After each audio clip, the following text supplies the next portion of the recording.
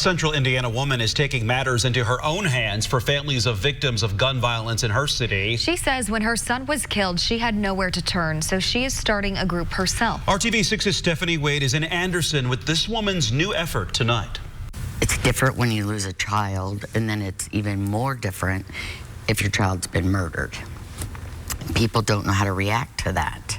With no way to cope with her grief after her 38-year-old son, Tommy Ogle, was shot and killed last year over an argument in an alley near downtown Anderson, Sandy Stapleton sought out support groups. She tried her church's grief group, but says no one could relate to losing a child to murder. Someone else took their life.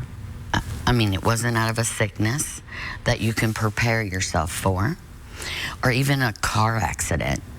You know, because that to me would be an act of God.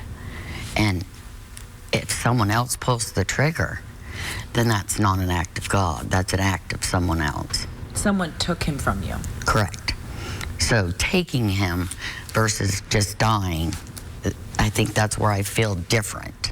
Then she tried Moms Demand Action for Gun Sense in America, but says the closest chapter was in Muncie. Our county needs it. I mean, we don't have anything in Madison County. So she's starting her own support group called Tommy's Voice after her son. She plans on bringing counselors and experts in to speak to families during meetings and just lend an ear, a shoulder to cry on, and resources if they need it. I do know that there's other moms out there. There's other sisters, brothers, aunts, uncles that have lost people due to a gun violence. Because it's everywhere. One thing she wants grieving families like hers to feel. That there's hope. There's hope to smile. Group meetings for Tommy's Voice are held the third Thursday of every month. This week's meeting will be held here at Crossroads United Methodist Church in Anderson. Working for you, Stephanie Wade, RTV6.